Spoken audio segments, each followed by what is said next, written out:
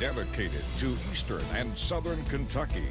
This is WYMT Mountain News This Morning.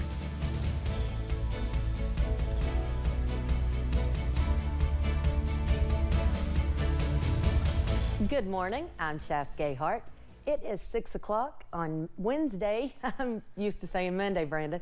It's Wednesday, November 17th. Let's go over and check in with Brandon. That's right. It I'm is not Wednesday. used to being here on Wednesday. Listen, we were here together on Monday, and then both of us were off yesterday, and Yep. back today. And listen, it's easy to get messed up, that's for sure. But as we take a look at the forecast this morning, not too much to mess up there. It's going to be a beautiful day. We start with UVA-wise on the camera network. We're going to continue to see it. Maybe just a few clouds out there this morning. Looked like a little fog earlier, but things are doing okay there in UVA-wise. Right now, we're looking at temperatures at 52 in-wise at the airport anyway. 39 down the road in Jonesville and Lee County, just one county over. 55 Harlan, 59 Moorhead, 60 Irvin, the warm spot now, and 55 Pikeville, also 57 in Hazard. Look at the temperature swings from this time yesterday to right now. 20 degrees warmer in Moorhead, 25 degrees warmer than it was this time yesterday morning in Harlan, 27 in Middlesboro, and 22 in Somerset. Basically, those are the ones I'm going to name off because they're all at least double digits warmer than they were this time yesterday. Here's some of the wind gusts we're already seeing coming out of the southwest. That's why our temperatures are going to warm up so quickly today. 25 at Wise, 13 at Moorhead, 12 at Somerset, and 18 in Middlesboro. So the forecast high is 72. If you noticed yesterday, we got about 5 degrees above the forecast high yesterday. If we do that today, then we'll break a record, which is 75, set back on this day in 2016. Jess? Thanks, Brandon. A Southwest Virginia police officer shot and killed in the line of duty will be laid to rest this evening. A procession was held Monday to escort the body of Officer Michael Chandler to his home of Big Stone Gap. Members from Roanoke County's Honor Guard are set to present colors at his funeral, which begins at 7 p.m. this evening at the Convocation Center on the campus of UVA-Wise. We're planning on having a crew there and hope to have more tonight at 11. Family and friends are remembering a former Kentucky representative who served in the U.S. House. Larry Hopkins died Monday. Hopkins served for 15 years in Congress. He was also a nominee for governor near the end of his political career. Hopkins first served in local offices, including as Fayette County Clerk, the Kentucky State House, and the State Senate. In 1979, he began serving as the representative for Kentucky's 6th District in Congress. He would serve there until 1993. Former Governor Steve Beshear had this to say about Hopkins. Larry was one of those guys that did not allow partisanship to totally dominate his decision making. I wish that was the way it was today, but at least back then, Larry was the kind of guy that, you know, we might not agree on very many issues, me being a Democrat, him being a Republican, but we could sit down and agree to disagree without it getting, you know, in a bad situation. Larry was 88 years old. Hopkins' children are also well known. His son is actor Josh Hopkins. His daughter is Shay Hopkins, the executive director of KET. Funeral arrangements are still pending. Friends, family, and the community came together to honor former Knott County Schools Superintendent Kim King Monday night. King died in May after a long battle with breast cancer. To remember her, Superintendent Brent Hoover says Monday night at a game between local and longtime rivals, Carr Creek Elementary and Heineman Elementary. The Heineman Elementary School gym was named in her honor. He says it was a powerful moment. The gymnasium was full.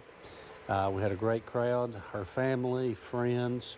They came out from everywhere, and we did the ribbon cutting out in the center of the floor. Everything went really well.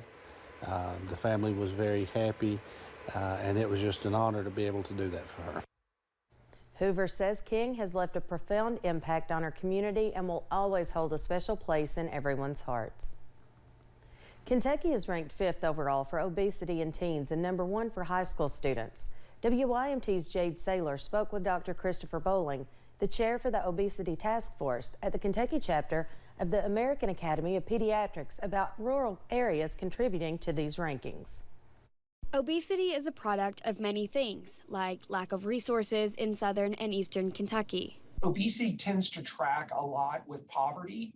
And so because that's been a challenge for our state for many years, that's something that we also think obesity is just another manifestation of that.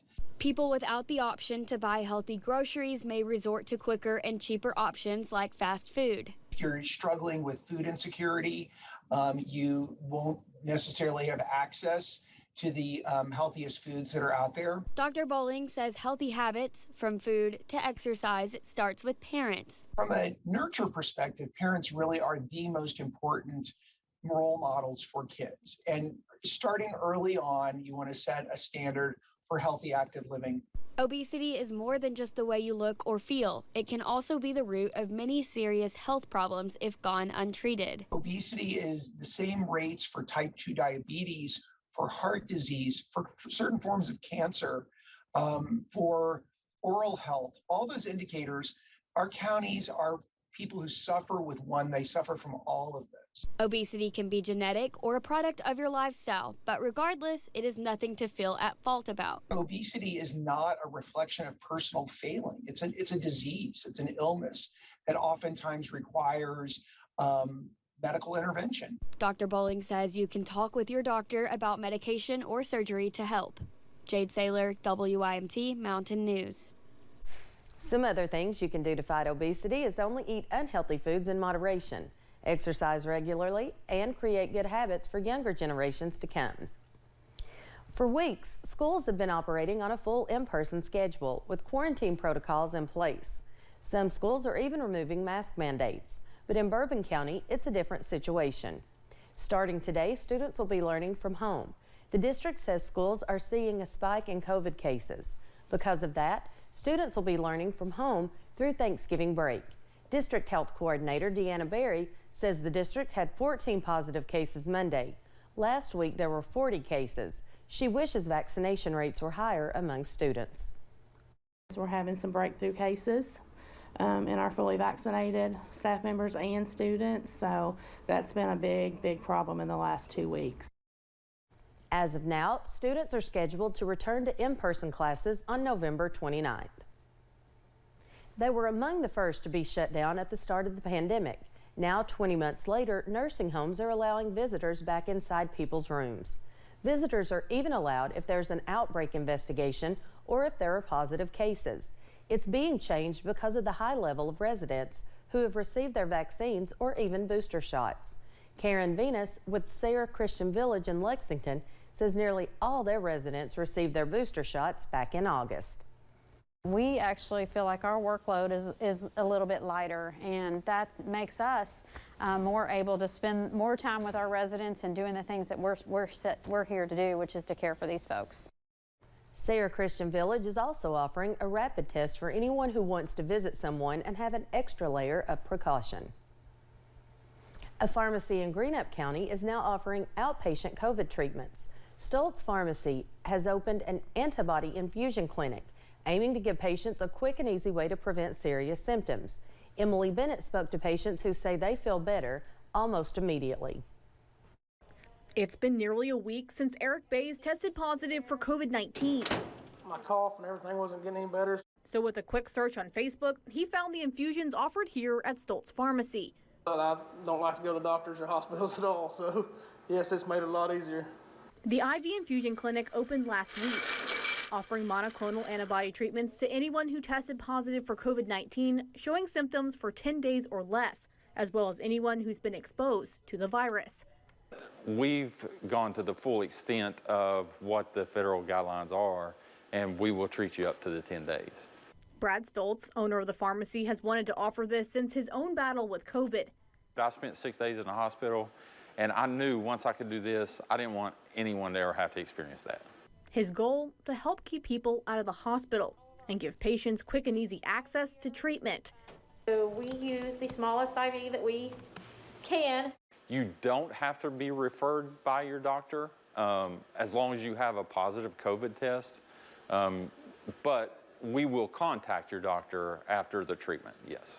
The clinic can treat up to 6 patients at once, the infusion lasting about 20 minutes, and patients are monitored for an hour.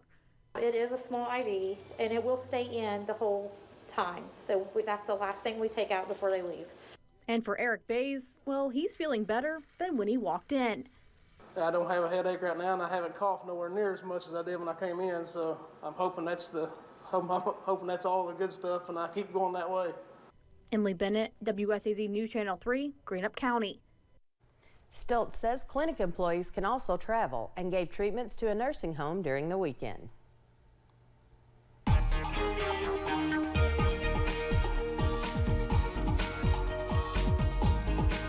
Coming up on 6:10 on this Wednesday morning, breezy conditions today, and it could be gusting up to 25 to 35 miles per hour at times, so be aware of that. This morning, not too bad. We take a look at conditions over at Pikeville, US 119, US 23 split right there. Everything looking pretty good near Pikeville Commons. We take a look at temperatures. 39 in Jonesville, 54 in Pikeville, 60 in Irvin, close to 60 there in Moorhead, and 52 in Williamsburg. 72 at least today. We overachieved yesterday. Kind of expect us to do the same thing today with those southwest winds coming into play there, so keep that in mind. And as we look ahead, a cold front is almost on our doorstep. It will be here by tomorrow, and then we'll see those breezy conditions continue for today through tomorrow. And then the end of the weekend system we're keeping an eye on as well for Sunday going into Monday. Chas? Thanks, Brandon, and thank you for joining Mountain News this morning. More news is on the way. When we come back, the former governor of New York loses out on a book deal worth millions of dollars.